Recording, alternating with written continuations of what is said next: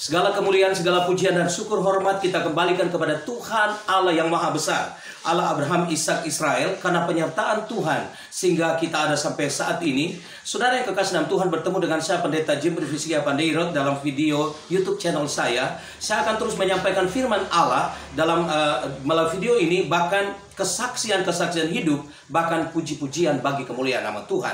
Nah, saudara yang kekasih dalam Tuhan, kali ini saya bersyukur pada Tuhan karena Tuhan pertemukan saya dengan sahabat saya, Bapak Fiski Pangalila. Nah, saudara yang kekasih dalam Tuhan, setiap kehidupan kita ada masa lalu. Ada masa-masa di mana kita mengalami masa-masa kegelapan. Ya, bisa dikatakan masa jahiliyah. Bagaimana masa kegelapan ini kita melakukan banyak kejahatan dosa di hadapan Tuhan. Oleh sebab itu saudara, tetapi Tuhan sudah memilih saya. Tuhan telah memilih Bapak Fiski Pangalila. Saya ingin katakan bahwa semua masa lalu sudah berlalu. Nah, saudara yang kekasih dalam Tuhan, ada firman Tuhan berkata 2 Korintus 5 ayat 17. Siapa yang ada dalam Kristus, dia adalah ciptaan yang baru. Yang lama sudah berlalu, yang baru sudah datang.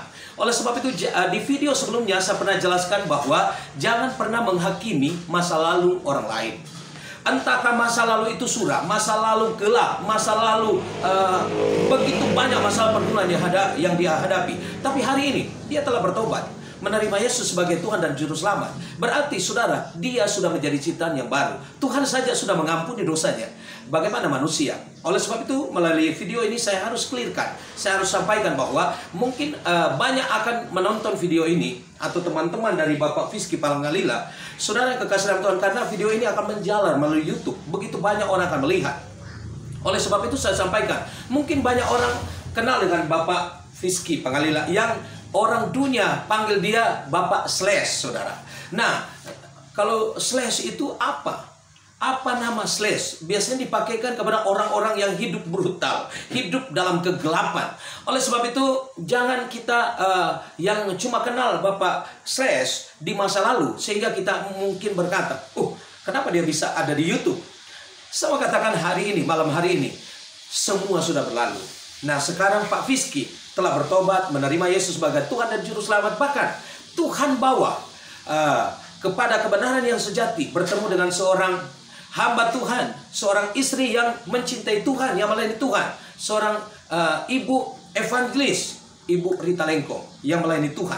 Nah, di video pertama tadi sudah menyaksikan bagaimana kehebatan Tuhan. Nah, di video ini saya spesialkan untuk Bapak Kiki Pangalila, karena bisa dikatakan dia adalah mantan preman, ya. Pernah tinggal di Jakarta. Ya, mantan preman berarti orang yang hidup dalam kegelapan, saudara. Saya juga dulu mantan preman, pernah di penjara dengan kuasa gelap, kuasa setan, hidup pesta pora, hampir setiap hari berkelahi. Itulah hidup saya dulu. Tetapi Tuhan telah menangkap saya, sama seperti Rasul Paulus yang dulunya penghujat, pembunuh umat Allah, tetapi ditangkap oleh Tuhan secara luar biasa. Nah, saudara yang kekasih dalam Tuhan, saya bersyukur Tuhan berikan kesempatan untuk berbicara dengan Bapak Kiki Pangalila. Nah, saya akan mewawancara dia. Bapak Kiki, bisa sampaikan salam perkenalan di video YouTube, agar supaya teman-teman, saudara, siapapun yang menonton ini akan tetap kuat dalam Tuhan. Ya, silakan. Terima kasih Pak Pendeta. Ya. Shalom. Ya. Selamat malam. Damai di hati. Pertama-tama saya mengucap syukur banyak terima kasih kepada Maha Besar Tuhan, karena berkat cinta Tuhan dalam kehidupan saya hidup, bergerak, bernafas, itu semua karena anugerah Tuhan. Amin. Sebelum saya menyampaikan kesaksian hidup pribadi saya, saya memperkenalkan dulu, sesuai dengan apa yang disampaikan dahulu dari Pak Pendeta Jimri Pandeirot tadi. Saya orang Tonano asli, orang Tonano Pante, Watulane, Kecamatan Lembean Timur. Luar biasa, ya. Siapa yang tidak kenal saya sebelum saya bertobat? Saya dijuluki nama gaul saya dulu, namanya Slash, Master Slash. Kenapa orang memberikan nama itu kepada Bapak Fiski? Nama itu diberikan kepada saya karena saya hidup dulu, gaya saya panjang rambut dulu. Oh, luar biasa. Panjang rambut dan saya penuh tato, Pak. Oh, iya. Dan saya suka dengan lagu-lagu barat, seperti Guns N' Roses. Makanya saya tato lambangnya Guns N' Roses, itu dia. karena saya senang dengan kehidupan vokal grup Amerika itu. Vokal ya. Guns N' Roses, karena dia makanya Slash itu diambil dari gitaris dari Guns N' Roses itu. Oh, itu latar belakangnya dipanggil Slash karena itu. Lanjut. Dan saya sekaligus saya bergaul banyak teman, di mana saya pergi dan berada banyak teman karena saya senang bergaul. Oh, luar biasa. Ya. Tapi saya pergaulan itu waktu saya belum bertobat, saya hidup berfoya-foya. Iya. Ada acara-acara harus ada Slash, karena tanpa ada Slash life hidup tidak keadaan itu tidak hidup tanpa ada Slash. Itu kata teman-teman saya. Jadi saya punya orang bersahaja juga gitu. Sangat suka dengan kongko-kongko dengan teman-teman. Pagi dah enjoy ke diskotik, pub, tempat-tempat minum-minum. Minuman keras ya. Minuman keras. Waktu itu saya dengar pernah di Jakarta. Berapa lama di Jakarta? Saya di Jakarta kurang lebih 10 tahun, Pak. Jadi artinya apakah di Jakarta kerja atau di sana pertama saya cuman jalan-jalan. Ya, pesiar, istilah orang Manado bilang pesiar. Jalan-jalan. Karena di sana ada kakak di sana. Saya pesiar, terus di sana hidup. Bertemu dengan teman-teman, sahabat-sahabat yang orang Manado juga pada khususnya yang ada di Jakarta. Mereka ya saya lihat hidupnya memang wow, luar biasa luar biasa, suka yang dunia lah, yang mau ke diskotik, mau ke pub, kafe, suka ingin kumpul-kumpul, minum-minum.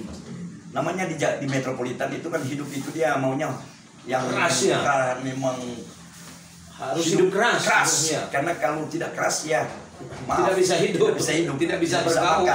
Tidak bisa bergaul. Apakah di waktu di Jakarta pernah bertemu dengan perkelahian besar atau apa ya? Di sana kami kan di orang Manado itu kan ada istilah bahasa perkumpulan Kawanua. Kawanua ya. Jadi kami sering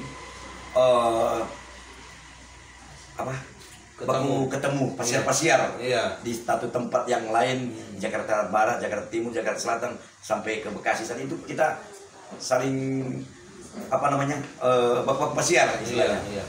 Jadi karena ada orang-orang Manado juga kan di sana, ada di Veteran, ada di Salina, gitu. Jadi ketika kita bertemu mereka itu pergaulannya memang tidak ada karuan, karena selalu tetap di dalam pertemuan itu bukan pertemuan harus ada alkohol, harus minum. Karena memang waktu itu hidup memang seperti itu. Kalau sekarang kan kita sebagai hamba Tuhan, kita akan ke Jakarta cari pendeta, cari hamba Tuhan lain. Tapi waktu itu hidup dalam keduniawian Jadi ke Jakarta cari teman-teman yang hidup dalam seperti pergaulan Bapak Kiki Jadi pernah terjadi perkelahian atau ketemu dengan, biasanya kalau di Jakarta itu kan ada yang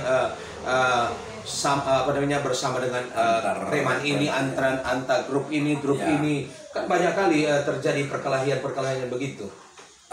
Begini Pak, di sana kan memang kalau di pertemuan begitu kadang-kala udah mabuk. Namanya mabuk. Jadi tinggal masalah sepele jadi besar. Jadi kadang-kala di dalam satu kelompok sebelah masalah teman, karena namanya kelompok orang Manado, ada orang Ambon, ada orang Batak, ada orang NTT, ada banyak suku. Tapi teman-teman yang lain sudah duluan ada masalah. Karena saya cinta teman, jadi harus membela mati-matian sampai saya berkelahi. Saya pasang dada, istilah orang bilang pasang dada. Karena teman. Bisa pakai golok, bisa pakai semua benda-benda tajam. Jadi ini, saudara yang kekasih dalam Tuhan.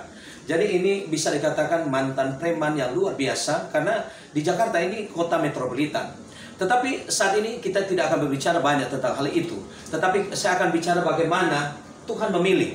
Kalau mungkin di video ini orang menonton Bapak Kiki tadi katakan di daerah Watulane, Tondano, ini berada di Sulawesi Utara. Mungkin yang menonton dari Jakarta, dari Batak, dari Jawa, maksudnya daerah tadi ada di Sulawesi Utara. Nah, di daerah itu memang daerah yang sangat luar biasa. Pokoknya bisa saya katakan, pokoknya luar biasa bicara minuman, perkelahian, benda tajam itu sudah menjadi kebiasaan di daerah itu. Nah, Pak Kiki lahir di tempat itu. Nah, yang saya ingin sampaikan, tanyakan hari ini adalah bagaimana sehingga Bapak Kiki bisa menikah dengan seorang hamba Tuhan. Bapak Kiki bisa bisa menikah dengan hamba Tuhan. Apa doa yang disampaikan kepada Tuhan sehingga Tuhan bawa dan bisa bertemu dan bisa menikah dengan seorang hamba Tuhan yang Tuhan pakai sangat luar biasa. Begini Pak Pendeta. Karena doa saya dengar kan cuma karena perkenalan pertama pada waktu akan penerimaan kaki palsu, karena kedua-duanya kaki palsu. Dari pertemuan itulah yang membawa Pak Kiki menikah seorang hamba Tuhan yang ternyata pakai kaki palsu juga. Nah, jadi bisa teruskan kesaksian ini. Begini Pendeta. Manusia hidup itu kan Tuhan datang di dunia bukan orang benar. Betul, bukan untuk orang-orang benar. Bukan orang benar. Tuhan datang di dunia untuk orang berdosa. Iya, betul. Jadi saya salah satu sangat bersyukur orang berdosa, tapi saya sangat bersyukur karena Tuhan tangkap saya. Luar biasa ya. Tuhan pakai saya untuk melayani pekerjaan Tuhan, memberitakan kabar baik Tuhan lewat istri saya kekasih ini. Kami berdua tidak ada yang manusia yang kasih baku ketemu. Oh, tidak ada ya? Tidak ada. Memang cuma pertemuan pertama di kaki palsu. Cuma karena ini bantuan kaki palsu ini disponsori oleh Manado Pos yang ada di sini. Manado. Dan yang pembantu itu dari Bandung, Pak Dadang, yang membuat kaki palsu itu. Bapak Dadang ya? Dadang. Jadi akhirnya mulai dari itu pertemuan pertama dan akhirnya berlanjut. Saya ingin secepatnya. Jadi setelah pertemuan kaki palsu itu dan akhirnya berlanjut, sudah ambil mungkin nomor telepon atau bagaimana waktu itu? Waktu itu belum. Oh, belum ya? Ya. Kami bisa berhubungan bagaimana? Setelah berpisah kan sudah ambil kaki palsu, sudah pisah. Bagaimana caranya? Pertama saya dapat telepon dari Ibu Rita waktu itu. Dia telepon, nomor saya di Ibu Rita ambil sama si pembuat kaki palsu Bapak Dadang. Karena ambil nomor saya karena waktu itu kaki Ibu Rita ada bermasalah, ada problem. Jadi ketika dia minta nomor sama pembuat kaki palsu Pak Dadang, dia kasih nomor saya paling teratas. Ada 3 ke berapa, tapi saya yang nomor pertama. Oke, sudah. Setelah itu dapat nomor telepon. Dan akhirnya setelah pulang ke Watulane sudah bisa saling telepon. Sudah baku telepon karena dia yang duluan telepon kita untuk menanya tentang kaki palsu itu. Saya jelaskan. Jadi akhirnya setelah selesai itu saling teleponan. Iya, telepon-teleponan. Dan kenapa bisa seorang hamba Tuhan itu bisa mau menerima? Apa yang melatar belakangi? Apakah niat atau iman atau doa? Kan waktu itu belum bertobat. Belum. Nah, apa yang saya ketika kita ketemu itu sudah percaya? Namanya masih wanti-wanti. Setelah bilang cuma baku sedih. Karena saya kan waktu itu memang belum bertobat, Pak Pendeta. Tapi itulah Tuhan. Luar biasa campur tangan Tuhan. Ternyata saya dipertemukan oleh Tuhan lewat istri saya ini, Ibu Rita. Di situ saya dibawa dalam pertobatan saya. Luar biasa. Ya. Dan akhirnya apa senjata sehingga bisa menikah? Karena doa atau istilahnya karena nekat? Karena pada waktu itu kan belum bertobat. Saya belum bertobat. Karena iman dan nekat itu kan beda tipis. Iman dan nekat beda tipis. Oleh sebab itu saya sebagai hamba Tuhan tanya, apakah iman nekat atau karena iman atau nekat? Saya waktu itu saya nekat. Nekat ya. Nekat. Dan akhirnya Tuhan kabulkan. Tuhan kabulkan. Bayangkan saudara yang kekasih dalam Tuhan, hanya nekat saja Tuhan kabulkan. Bagaimana kalau dengan iman? Saudara yang kekasih dalam Tuhan, ini yang mendasari fondasi yang luar biasa yang dimiliki oleh Bapak Kiki sehingga dia bisa menikah dengan Ibu Rita Lengkong. Dan mereka berdua sudah menikah dan sudah melayani Tuhan secara luar biasa. Nah, Pak Kiki, saya percaya Tuhan mengasihi saudara, Tuhan mengasihi Bapak Kiki secara luar biasa. Amen. Karena telah memberi diri, telah memberi diri kepada Tuhan Ya pastilah pasti ada tantangan pergumulan yang dihadapi ketika melayani Tuhan. Ya. Tetapi saya sebagai hamba Tuhan akan tetap berkata, memang itulah yang kita harus hadapi dalam setiap pelayanan yang kita harus yang kita jalani. Nah, satu pertanyaan yang saya ingin tanyakan. Apakah ketika ikut dengan Ibu Rita melayani pekerjaan Tuhan, ada tidak mujizat yang besar terjadi yang belum pernah Pak Kiki lihat sebelum bertobat? Padahal sudah orang Kristen. Ya. Ada enggak? Boleh enggak ceritakan mujizat itu? Coba. Banyak, ada. Tapi 1-2 aja ya. Iya, 1-2 aja ya. Waktu Tuhan pakai kami berdoa untuk melayani pekerjaan Tuhan, Iya. di mana kami pergi dan berada, saya mau sampaikan ini, saya bukan lihat dengan orang atau cuma dong bilang karang-karang. Iya, Tapi ini betul. saya yang langsung lihat mata kepala sendiri melihat bagaimana tuh kuasa dahsyat Tuhan. Iya. Karena mujizat itu ternyata masih ada. Iya. Dalam kehidupan semua umat percaya kepada Tuhan. Coba ceritakan ada mujizat itu apa? Mujizat ini saya mau sampaikan, ada seorang ibu Iya. yang ada di Manado sini, di dekat bandara sini, lapangan. Iya. Namanya Ibu Unggu. Ibu Unggu. Ibu Unggu. Ibu Unggu. Ibu Unggu. Apa sakit apa yang dialami? Saya lihat waktu ketika kami ketemu dengan hamba ibu istri saya pergi di rumahnya, saya kaget. Saya lihat, aduh, haleluya. Ibu ini semua mukanya, semua tubuhnya, tangan, badan, pipi, semua luka kayak terbakar, kayak terbakar, terus meleleh, melepuh, meleleh. Karena ini Ibu Unggu, dia orangnya putih, jadi kelihatan sekali. Dia punya merah-merah dan hitam-hitam yang kayak terbakar. Jadi akhirnya ketemu, yang doakan siapa? Ibu Rita dan saya.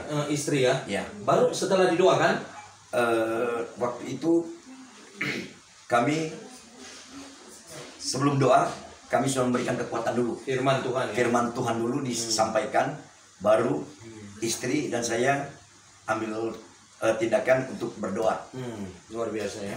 Tapi kami bersyukur karena ketika kami berdoa dengan Ibu Unggu, dengan suaminya Pak, siapa namanya? Pak Ferry, suaminya Pak Ibu Unggu ini Pak Ferry namanya. Luar biasa, karena bukan kami, tapi karena Tuhan. Tuhan Yesus. Tuhan Yesus yang Dan pakai akhirnya kami. setelah didoakan? Setelah kami doakan, reaksi detik itu saja, cepat. Jam itu ya? Jam itu saja reaksinya Luar biasa. luar biasa. Dampaknya, dampak doa. Dampak dari doa. Doa. Setelah kami doa itu, habis kami doa dan kami duduk berbincang-bincang, disitulah muncul suara langsung dari si Ibu Unggu yang sakit itu. Yang sakit itu. Aduh, haleluya, puji Tuhan, Ibu. Kita boleh bercerita. Yang sebelumnya sudah tidak bisa. Memang tidak bisa. Mau biasa. ngomong mulut aja tidak bisa buka. Tidak bisa buka. Memang tutup begini. Karena luka. Seluruh tubuh ya. Seluruh tubuh. Ketika itu dia ngomong itu, ibu istri saya bilang bersyukur kepada Tuhan Yesus karena Tuhan masih memberikan kesempatan pada ibu. Luar biasa ya. Jadi tetap berdoa, tetap percaya kepada Tuhan karena mujizat sudah terjadi. Amin. Ibu bilang amin. Tapi dia terharu karena dia rasa bahwa ada lawatan Tuhan. Ada lawatan Roh Kudus, lawatan Tuhan. Dan akhirnya terjadi pemulihan. Terjadi kesembuhan. Saat itu. Luar biasa. Terus hari ketiga kami ditelepon. Iya. Ibu Rita boleh datang di rumah dan datang doa ulang Pak kita. Kami tidak ada pikiran apa-apa, langsung spontan. Ya, kami akan pergi. Ketika kami sampai ke rumah, dia masih tidak pakai baju toh. Duduk sebelum bicara pakai sweater lah. Iya. Dia langsung bersuara begini. Terima kasih Tuhan, Ibu, terima kasih. Siapa? Ibu Unggu. Dia buka pun dia tunjung. Haleluya, ding Pak Kiki bukan tidak mau percaya. Tapi saya terheran-heran dengan kuasa Tuhan. Mujizat sudah terjadi. Mujizat sudah terjadi. Jadi yang 3 hari lalu itu memang sama seperti terbakar. Dan akhirnya 3 hari kemudian langsung bersih. Luar biasa. Jadi kayak dibersihkan oleh kuasa Tuhan. Ya. Jadi langsung putih total dia punya badan. Jadi saudara yang kekasih dalam Tuhan, ini adalah mujizat yang nyata. Kuasa Tuhan dinyatakan. Dan akhirnya bersama Pak Kiki, Ibu Rita dan tim waktu itu berdoa, mujizat Tuhan terjadi. Mujizat karena Pak Kiki dan istri itu ada tim doa, dan terjadi mujizat sehingga mereka terus melayani pekerjaan Tuhan. Nah, saudara yang kekasih dalam Tuhan, saya percaya semua yang menonton video ini, saya yakin semua akan diberkati. Amin. Semua dikuatkan. Karena kabar dari surga malam hari ini adalah Tuhan Yesus belum pernah berubah. Sekalipun banyak orang berkata tidak lagi ada mujizat, tetapi bukti nyata mujizat masih tetap terjadi. Masih berlaku dalam hidup orang yang percaya. Kalau dia tidak percaya, tidak mungkin mujizat terjadi. Nah, saudara yang kekasih dalam Tuhan, inilah perbincangan saya dengan hamba Tuhan yang Tuhan pilih, yang Tuhan panggil dari kegelapan kepada kebenaran yang luar biasa. Dan saya percaya datang pada terang yang ajaib dan luar biasa dan sudah melayani Tuhan. Amin. Dan akhirnya, saudara, di video terakhir ini saya ingin katakan, jangan percaya kepada siapapun yang mengatakan bahwa Tuhan Yesus tidak lagi melakukan mujizat. Percayalah kesaksian-kesaksian yang hidup. Bahkan firman Tuhan berkata, Tuhan Yesus masih melakukan mujizat. Amin. Nah, saudara yang kekasih dalam Tuhan, kalau Anda butuh didoakan, Anda bisa menghubungi kami.